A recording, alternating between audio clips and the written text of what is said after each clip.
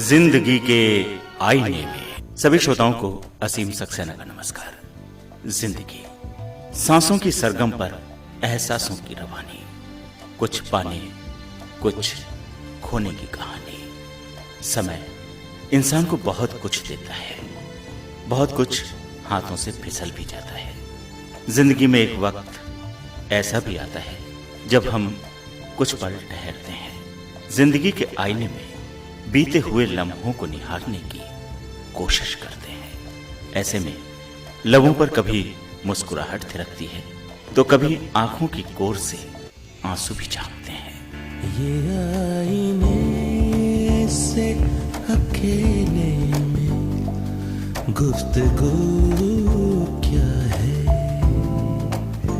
ये आईने से अकेले में गुफ्तगू क्या है।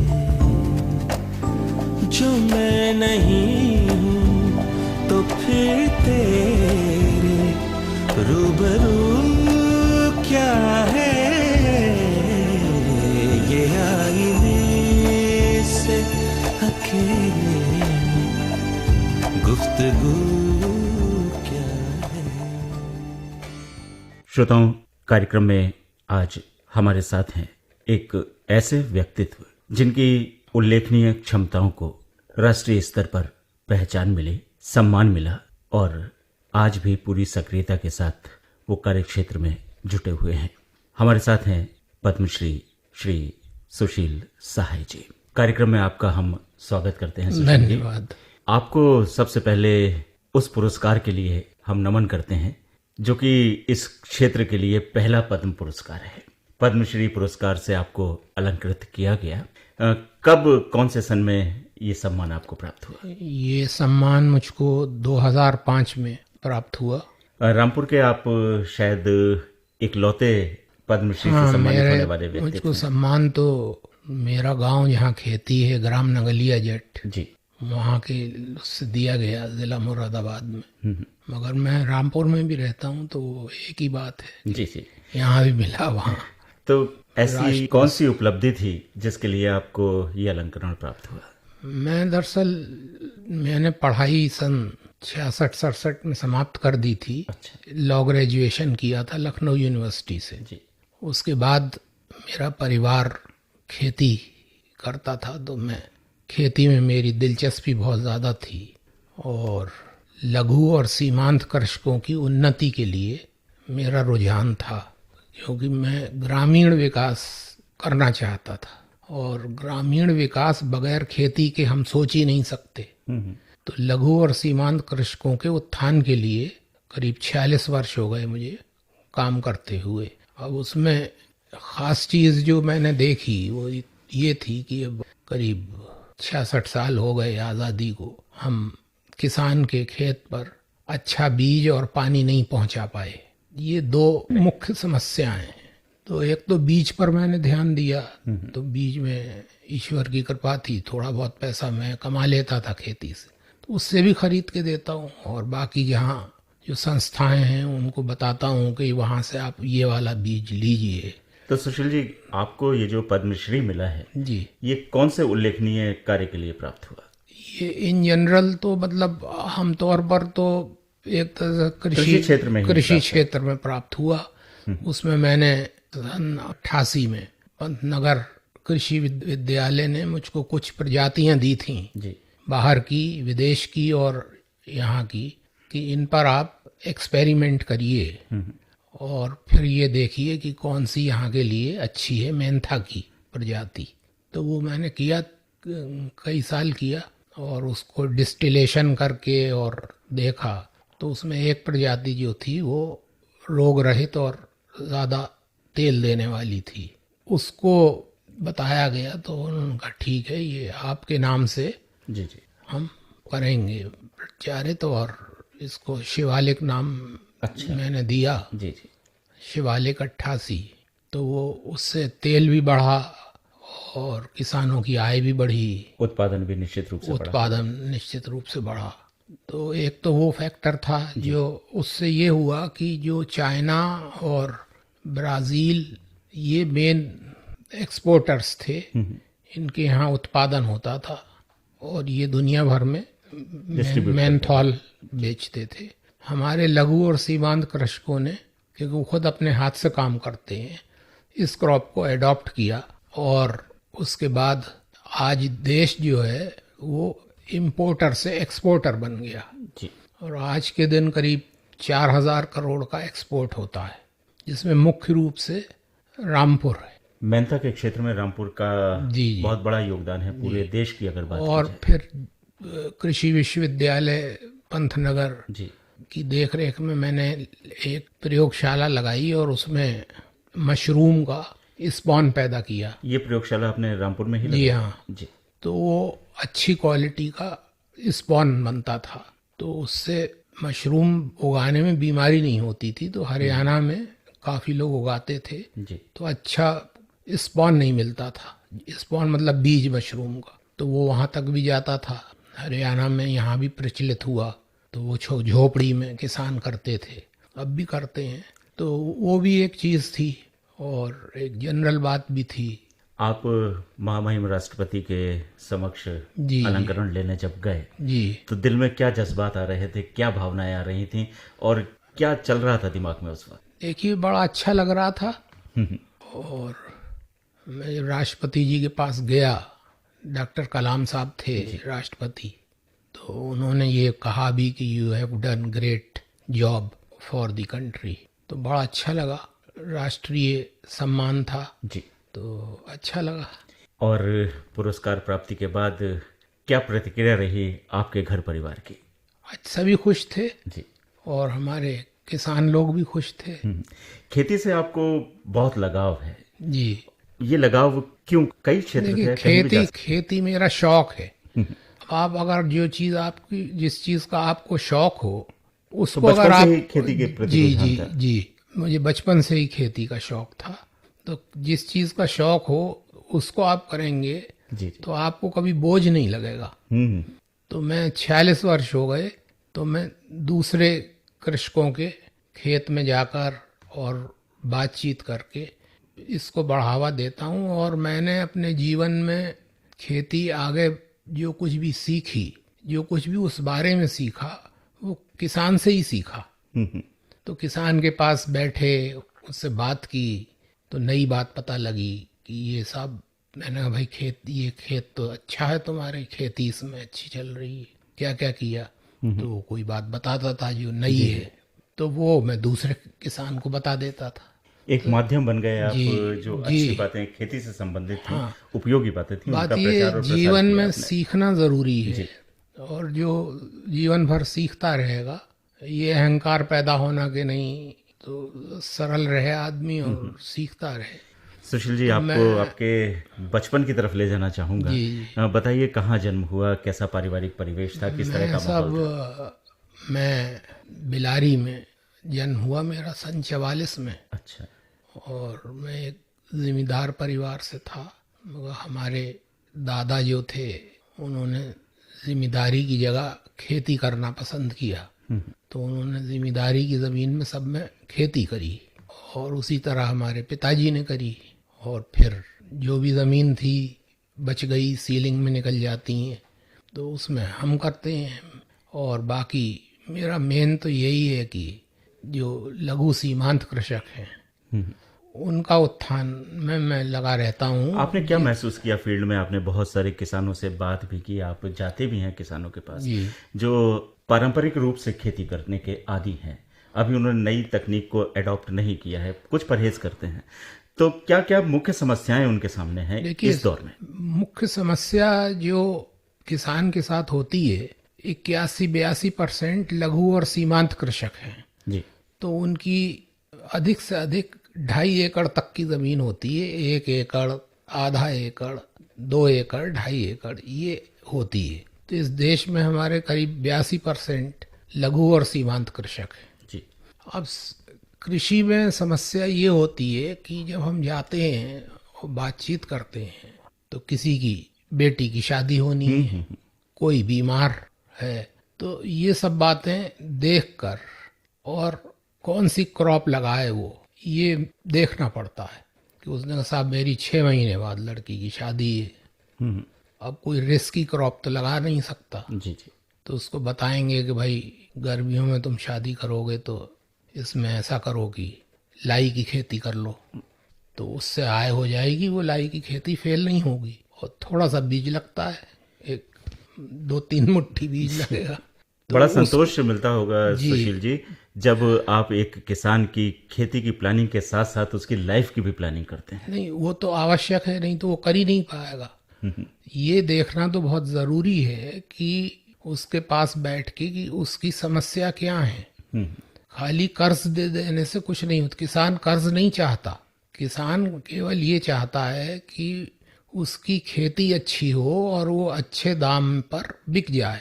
कर्ज को तो मैं डिस्करेज करता हूँ जी जी। कि भाई तुम कर्ज मत लो, तुम थोड़ा खा लो मगर फसल तुम्हारे हाथ में पूरी आ जाए और वो बिक जाए, वरना कर्जे में निकल जाएगी।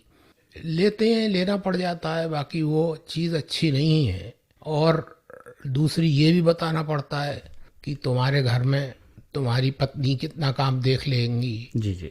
तुम्हारे बच्चे जो हैं वो स्कूल जा रहे हैं या कोई थोड़ा बड़ा हो गया तो वो देख लेगा, तो तुम वो पढ़ रहा है नहीं पढ़ रहा पढ़ाओ उसको गांव के स्कूल में, और तुम नौकरी कर लो जी जी।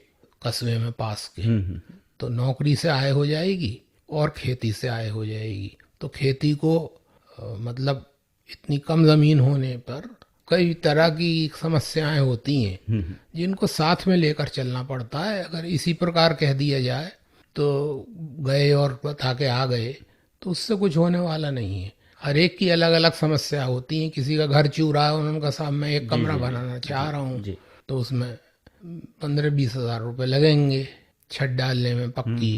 तो वो भाई 2-3 साल में डाल लेना, थोड़ा थोड़ा पैसा इकट्ठा कर लो, ये फसल बो। फिर मेन चीज़ जो होती है वो बीज की होती है कि आप उसको जो सीड है, तो सीड का मैं कभी कभी अपने पास से दे देता हूँ, बाकी सीड वो सब्जी लगानी है तो आप खासतौर से बीज तैयार करते हैं? नहीं, मैं बीज नहीं तैयार करता। मैं बीज जैसे हाइब्रिड सीड है तो ये बहुत कंपनियां आ गई हैं, अच्छा। विदेशी भी और यहाँ की भी। तो ये देखना पड़ता है कि कौन सी कंपनी का सीड अच्छा है, क्योंकि इसमें धोखा बहुत है। तो वो कुछ लगा के भी देखते हैं हम अपनी छोटी क्यारियों में कि ये अच्छा है, ये अच्छा है। बैगन की खेती है तो ये अच्छा है, ये अच्छा है। तो कुछ सब्जी तरकारी भी ये भी लगवा दिया तो उसको कुछ आय हो गई। सेम लगवा दी, सेम की फली, सेम फैल गई, वो खेती भी चल रही है। उसने बांस डंडे लगा दिए तो वो थोड़ी उतर आई तो वो बेच दी उसने बाजार में, वीकली मार्केट में। तो ये सब चीज़ें होती हैं। उसके खाने को भी हो गया, मतलब बहुत सी चीज़ें हैं जो उसको एक आत्मविश्वास जग जाए और उसकी फसल अच्छी हो जाए तो उसे खुशी हो जाती है। अब लोन देने में तो वो उसने कर्ज ले लिए, निपटा नहीं सकता। आप एक तरह से खेती के साथ साथ समाज सेवा भी कर रहे हैं। जी हाँ, वो सोशल वर्क किसानों है। की मदद भी हो रही है, उनके मानसिक स्तर तक पहुंचकर खेती के जो गुण हैं वो उन्हें बता रहे हैं और उनके जीवन की एक दिशा निर्देश भी तय किए जा रहे हैं। जी हाँ, आपके उनके माध्यम से। जीवन के अंदर तो घुस नहीं जी, पड़ता जी, है। जी। लेकिन खेती एक ऐसा क्षेत्र है जहां पर हर दूसरे तीसरे महीने बाद एक नई टेक्नोलॉजी आ जाती है, कुछ नया परिवर्तन हो जाता है, कुछ नई टेक्निक्स आ रही हैं। तो नई टेक्नोलॉजी से अपडेट होने का आपका क्या जरिया रहता है? देखिए, एक तो मैं एक यूनिवर्सिटी, जीबी पंत यूनिवर्सिटी जो है, जी। वहाँ जाता रहता हूँ। अगर कोई अक्सर जाते नई, हैं? हाँ अक्सर, तो वहाँ कोई नई टेक्नोलॉजी, पहले से भी मैं उनको फीडबैक देता रहा हूँ। और नई टेक्नोलॉजी क्या है, ऐसी कोई खास तो है नहीं। सीड मेन चीज़ बीज होती है। जी जी। और नई टेक्नोलॉजी कुछ नहीं है। एक शेयरिंग की बात करते हैं कि उसमें ट्रैक्टर नहीं है, कहीं एक ट्रैक्टर है तो भाई किराया दे दो जी और तुम जुतवा लो अपनी ज़मीन, बैल नहीं है उस पर। जी। तो वो आपस में बात की और जिस पर ट्रैक्टर है उनसे कहा कि भाई आप क्या इनकी मदद कर दीजिए, पैसा ले लीजिएगा। तो ये सब चीज़ें एक कोऑर्डिनेशन कराना ये ज़रूरी होता है। और टेक्निक तो किसान खुद इतना इनोवेटिव होता है, अनुभव ही सबसे बड़ी बहुत। टेक्नोलॉजी। हाँ, वही वो कर लेता है। किसी एक किसान ने की, जी जी। मैंने की मान लीजिए, तो वो देख के सब कर लेते हैं। किसान को उसकी आवश्यकता नहीं पड़ती। अपने शेड्यूल में से किस तरह से वक्त आप तय करते हैं? मेरा मुख्य कार्य तो यही है, तो मुझे टाइम तो मिलता रहता है, कोई समस्या नहीं है उसके लिए, क्योंकि यही मेरा शौक है। तो अपना शौक पूरा करना तो। पूरे दिन भर का क्या शेड्यूल रहता है सुशील जी आपका? दिन कितने भर बजे मैं सुबह सुबह होती है? उठ जाता हूँ, करीब 8 बजे तैयार हो जाता हूँ, और उसके बाद फिर मैं थोड़ा अपने डेस्क पे बैठता हूँ।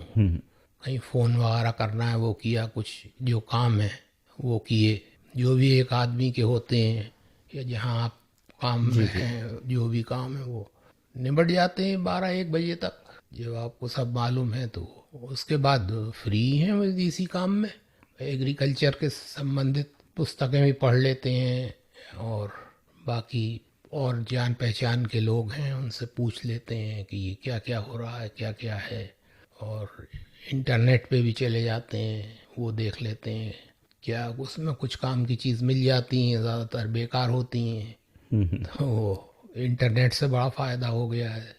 आप खेतों को, किसानों को बहुत प्यार करते हैं, बल्कि आपके मन में उनके प्रति बहुत लगाव हम कह सकते जी हैं। जी। परिवार इसमें आपका पूरा साथ देता है? परिवार का तो कोई ऐसा वो नहीं है, परिवार तो ये अलग काम है, परिवार को कोई समस्या नहीं आपत्ति होती नहीं है मेरी कोई? वजह से, क्योंकि हमारे घर में खेती होती घर है। पे कौन कौन है? मेरे घर पे मेरी मदर हैं, फादर की मृत्यु हो गई 1-1.5 साल हो गया, और 92 साल की मेरी मदर हैं।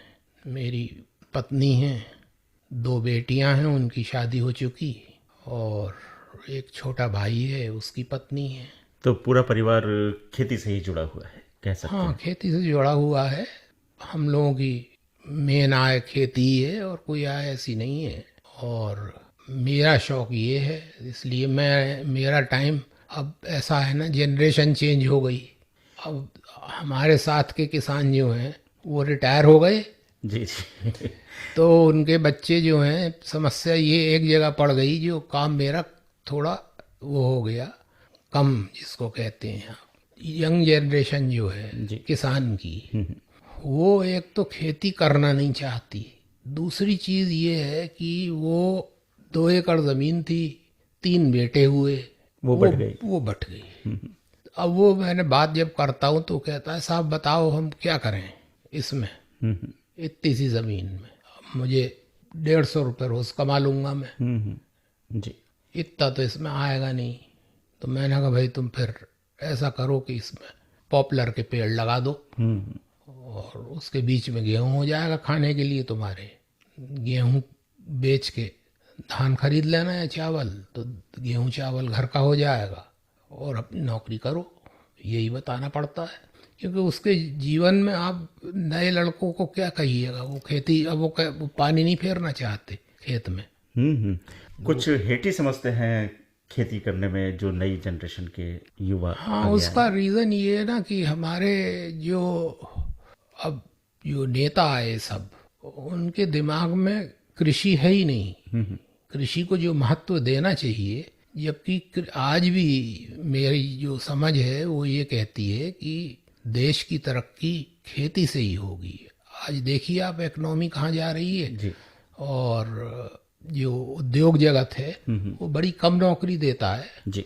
और खेती में ज़्यादा नौकरी मिलती है, जो लगते हैं लेबर भी है। समय तो ज़रूर लगता है, लेकिन निश्चित नहीं, है। आज जो ग्रोथ है वो जी। कृषि की अच्छी है, जी। और उद्योग मैन्युफैक्चरिंग की कम है।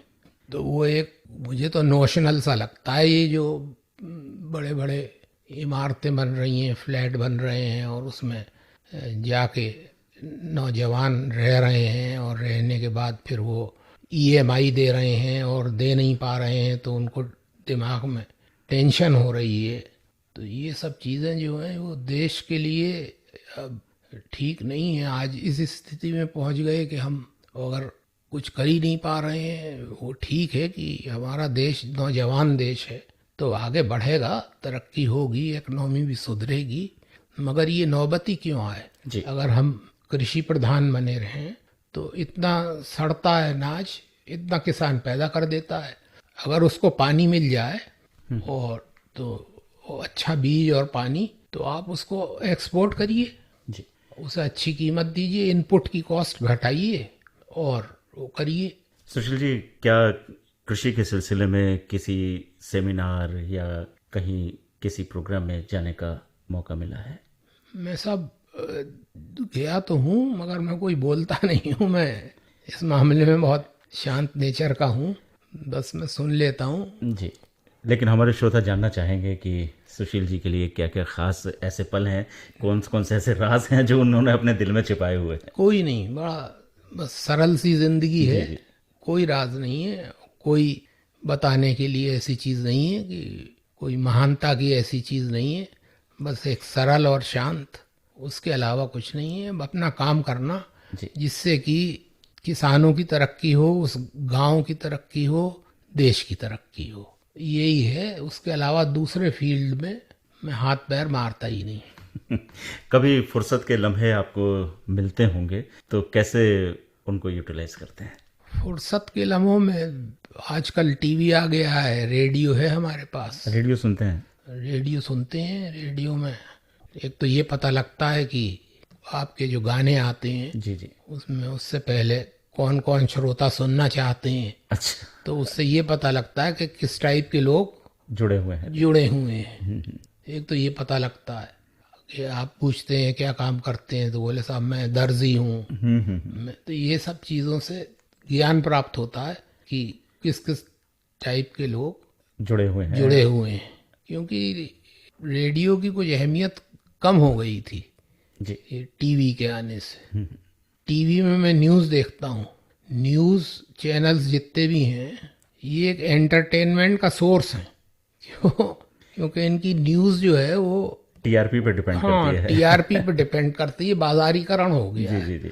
तो वो बजाय इसके कि कोई सीरियस न्यूज़ हो, जी। वो एक चीज़ का हाइप इतना कर देते हैं, तो उसको हम एक कॉमिकल वे में लेते हैं, तो उससे ज़्यादा आनंद प्राप्त होता है कि देखिए ये क्या कर रहा है।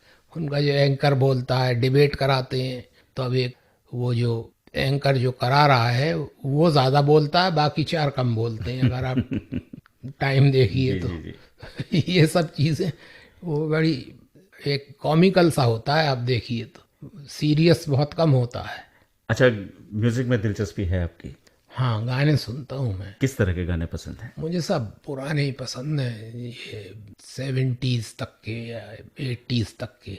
किशोर कुमार, मोहम्मद रफ़ी, तलत महमूद, लता मंगेशकर, आशा भोसले, इनके पहले एक शायरी और कविता होती थी गानों में, हाँ अब नहीं होती। जी जी। अब लता मंगेशकर बता रही थी टीवी पे, मैंने देखा एक इंटरव्यू में कि मैंने तो गाना छोड़ दिया है, क्योंकि आजकल के जो बोल हैं और गाने हैं वो मुझे अच्छे नहीं लगते। तो वही बात है कि मुझे भी अच्छे नहीं लगते। तो जब भी मौका मिलता है तो पुराने गाने आप सुनते हैं? हाँ, वो जब रेडियो पे मिल गया तो सुनते हैं हम, कोई उसको वो नहीं लगा रखा। और टीवी पे भी एक चैनल है जिसमें गाने होते हैं, जी जी। उसमें पुराने गाने भी होते हैं, भजन भी होते हैं, ये सब होते हैं, तो वो सुन लेते हैं। उम्र के इस पड़ाव पर खुद को फिट रखना एक बहुत बड़ा चैलेंज है। कैसे आपने अपने आप को फिट रखा हुआ है? कुछ नहीं साहब, एक सिंपल जीवन है, सिंपल खाना है, दाल रोटी, और वहीं किचन गार्डन में पैदा कर ली। अच्छा। नहीं हुआ तो बाजार से मंगा ली। यही हरी सब्जी और दाल रोटी, ये हमारा सीधा साधा खाना है। ये मिर्च मसाला खाते नहीं, और कुछ भी नहीं है, कोई सिंपल लाइफ है। कोई ये नहीं है कि बड़ी भारी एक्सरसाइज कर रहे हैं या ये कर रहे हैं। और पॉल्यूशन तो इतना है नहीं, छोटा शहर है रामपुर भी, और फार्म पे तो ज़ीरो पॉल्यूशन है।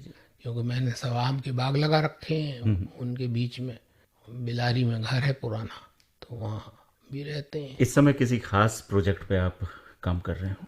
मैं आपको किसी प्रोजेक्ट पे तो देखिए, ये तो ईश्वर की कृपा से होता है कि कोई चीज़ आप कुछ ना कुछ करने नया लगे, करते रहते हैं। हाँ कुछ करने लगे और उसमें कुछ मिल जाए, ये हमारे हाथ में नहीं है। ये तो वक्त की बात है, ईश्वर की कृपा होगी तो मिल जाएगा। बाकी असली काम तो यही करते हैं कि ट्रायल करते रहते हैं बीज लेके कि ये इसकी पैदावार कैसी हुई, इसकी कैसी हुई, छोटी छोटी क्यारियों में। वही हमारा शौक है, तो वो दिखता रहता है कि ये ऐसा हुआ, ये ऐसा हुआ, अच्छा भाई ये वैरायटी ठीक है, तो इसको सुशील जी, बहुत सारे किसान भाई ऐसे भी हैं जी। जो हालातों से घबरा कर खेती से मुंह मोड़ने की सोच रहे हैं, कुछ और काम करेंगे, ऐसे विचार उनके मन में आते हैं। क्या कहना है आपका उनके लिए? देखिए, ये जो शहरीकरण हो रहा है और टीवी में जो दिखाते हैं वो चकाचौंध, जी, उससे इफेक्ट हो रहा है। बाकी उनको अपनी, ऐसे केस भी मैंने देखे कि ज़मीन बेच के शहर चले गए, अब ज़मीन ही नहीं रही उन पे। जी, जो सरकार ने ज़मीनें ली और हरियाणा में इधर उधर, तो वो करोड़ों रुपए बहुत से किसानों पर आए। उसके बाद वो बहुत से तो कुछ भी नहीं कर पाए और सब पैसा उड़ा दिया। तो ये नहीं होना चाहिए। उनको खेती कई प्रकार की होती है। जी, एक तो ये कि आप नहीं करना चाहते तो आप एग्रो फॉरेस्ट्री कर लीजिए। अच्छा, मतलब पेड़ लगा दीजिए, लकड़ी के पेड़ लगा दीजिए, पॉपुलर है और भी बहुत से पेड़ होते हैं, वो लगा दीजिए।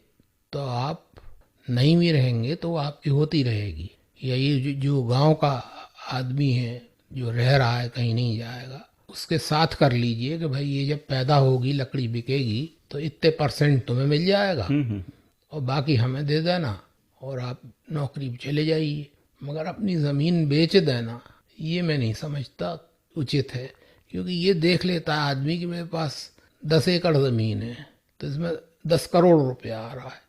अब ये नहीं देखता कि वो उसकी एक तरह से फिक्स डिपॉजिट है, जी, जी, जो आज 10 है कल 20 हो जाएगी और उसकी पीठ भारी है और उसमें कमाता रहे। 10 एकड़ है तो 3 लाख, 4 लाख, 5 लाख, ये तो अपने उसके उस पर है। एग्रो फॉरेस्ट्री दे जाती है 80,000 रुपये, 70,000 रुपये एकड़ तक, आगे और बढ़ जाएगी। पॉपुलर का है, ये है। और उसमें बगल के किसान से या किसी से बात कर लीजिए आप गांव में कि भाई ये हमारी देख तुम करोगे, इसमें इतना हिस्सा तुम्हारा होगा। पेड़ हमने लगवा दिए और अपने घर में आता रहेगा, देखता रहेगा। मगर भाग जाना छोड़ के जगह बदल, तो आप जाइए करिए, मगर अपनी जड़ों को मत छोड़िए। जड़ों को मत छोड़िए। सुशील जी, आप हमारे कार्यक्रम में आए, श्रोताओं से बहुत अच्छी अच्छी बातें की, बहुत सारे राज उनके साथ साझा किए। हम आभारी हैं आपके, बहुत बहुत शुक्रिया।